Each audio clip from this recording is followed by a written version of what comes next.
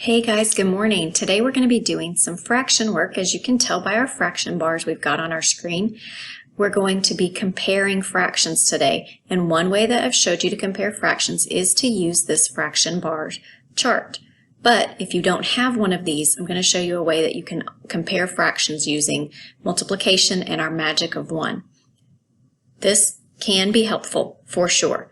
But if you don't have it and you don't want to draw it out because it gets really hard to keep all these little twelfths all the equal size, I'll show you a way that will work for you every single time. We're going to do a couple of examples together, and then I'm going to have you go do it on your Google form. All right, so let's get a blank piece of paper out. You can get in your math journal. You can just go to the end wherever you've got space. That's what I'm going to do. Oh, there's our link.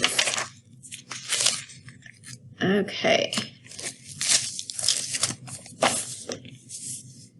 Okay, so comparing fractions this way, we're going to have a couple of different steps.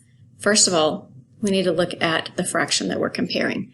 This first one we're going to do is going to be a little bit simple. I've taught you another way to compare this also. 1/2 and 1/3.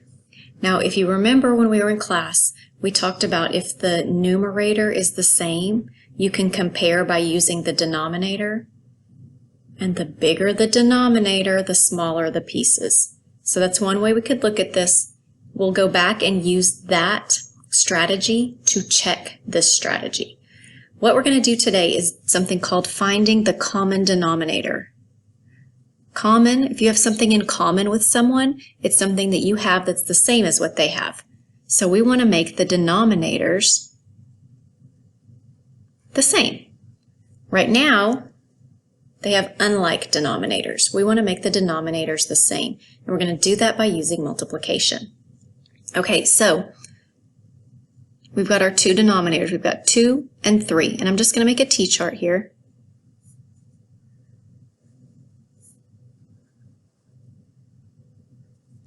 And then all we're going to do is we're going to use what we know about multiplication, and we're going to find the multiples. That means the answers, the products of everything times 2 and everything times 3.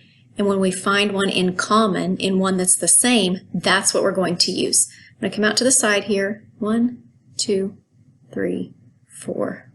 That's as far as we'll go on this one. If we need to go further, we will. Okay, so we're going to multiply just like you would when you're getting ready to do a division problem. So we have 2 times 1 is 2. 3 times 1 is 3. Okay, so far so good. Let me make this a little bigger for you. There we go. Now, these are not common. These are not the same. So let's keep going. 2 times 2 is 4. 3 times 2 is 6. Is there anything that's the same on this side as on this side? There's not, so we're going to keep going. 2 times 3 is 6. And I could keep going, but I already see something that they have in common. I see a 6 here and a 6 here. So I want to use these as my denominator. I want to make 1/2 into something that has the denominator of 6. So over here is step 1. Step 2 is going to be to change our denominator. Okay, I'm going to make 1/2 into something with 6, and I'm going to make 1/3 into something with 6ths. All right, so this is where we use our magic of 1. Do you remember anything we multiply by 1 keeps its value? It stays the same. If I multiply 1/2 by 1, it's still going to give me 1. Well, remember that any number, any fraction that's the same on the top and bottom equals 1. So I want to multiply 2 by something to give me 6. What's that going to be? I'm going to come over here and look. What number did I multiply by the 2 to get me to 6? It was the 3. If I put a 3 in my denominator here to multiply by, I have to put a 3 in my numerator as well. Then all we do is multiply straight across. 2 times 3 equals 6, true. 1 times 3 equals 3. So 1/2 is the same as 3/6.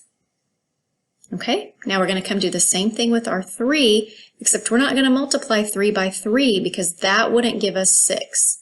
I'm going to draw my magic wand here. To get to the 6 under the 3, the other factor is going to be 2. So I'm going to take 2 and 2. Does 3 times 2 equal 6? Well, we said 2 times 3 did, so 3 times 2 must as well. 1 times 2 equals 2. So 1/3 equals 2/6. Okay, if we have the same denominator, that means our pieces are the same size, all we have to think is which one's more, 3/6 or 2/6? 3/6 is more than 2/6. So, since 3/6 is more than 2/6, we know that 1/2 is greater than or more than 1/3. Remember when we talked at the beginning, we said the bigger the denominator, the smaller the pieces? Okay, so if we had something split into 3 pieces and we only had one of them, we had something split into 2 pieces and we only had one of them, the thing that was split into 2 pieces would have bigger pieces. I'm going to go back to our fraction bars really quickly. Right to it. Okay. This one would be easy to compare using your fraction bars. 1/2 goes all the way to here. 1/3 only goes to here. So I can tell that 1/2 is greater than 1/3. I can prove it, sorry guys, by getting a common denominator. All right, let's move up a little bit and do another example before I set you off on your own. All right, let's do 2/5. Whoops, start over here. 2/5 and 1/3. Okay, our step 1 is going to be the same, except we're just going to use different numbers. So I've got 5ths and 3rds as my denominator. So I'm going to put a 5 and a 3. Put a little multiplication symbol here to remember what we're doing. Times 1, times 2, times 3, times 4. If I need to go further than that, I will. All right. 5 times 1 is 5. 3 times 1 is 3. I don't have anything in common yet. Nothing that's the same. 5 times 2 is 10. 3 times 2 is 6. I still don't have anything that's the same. 5 times 3 is 15. 3 times 3 is 9. 3, 5, 10, 15. Nope, nothing's the same. So I'm going to keep going. 5 times 4 is 20. 3 times 4 is 12. I'm looking, I still don't see anything that's the same, so I'm going to make my line a little longer. No big deal. 5 times 5 is 25. 3 times 5 is 15. And now I see where I have something in common.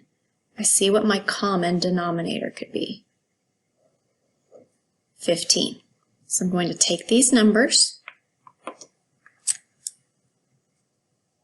2/5, decide what I'm going to multiply it by, and I need it to equal something with a denominator of 15. Whoops, put 115, and that is not helpful. Just 15. All right, and my other fraction is 1/3. Equal, not equals. Oh my goodness, guys, I'm struggling today. That's okay. Sometimes we all struggle. Something with a denominator of 15. Look, I did that part right. All right. So, what do I want to multiply by 5 to get to 15? I don't even have to think about it because I already did that thinking over here. 5 times 3 gives me 15. So if I have a 3 in my denominator, I have to have a 3 in my numerator. 5 times 3 equals 15. 2 times 3 equals 6. So 2/5, I'm going to put it underneath this time. I'm going to put it in a different color. 2/5 is the same thing as 6/15. All right, let's figure out what an equivalent fraction for 1/3 would be. I want to see what I'm going to multiply by 3 to get to 15. Come over here and I see the 5. So I'm going to put a 5 in my denominator. That means I have to put a 5 in my numerator of the number I'm multiplying. 5/5, if I had a little fraction here, 5/5, if they were all filled in,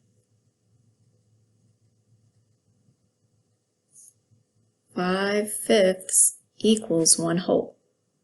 So it's just like multiplying by 1, so I'm not changing the value. That's how I can get an equivalent fraction here. All right, 3 times 5 does equal 15. 1 times 5 equals 5. So 1/3 is 5/15.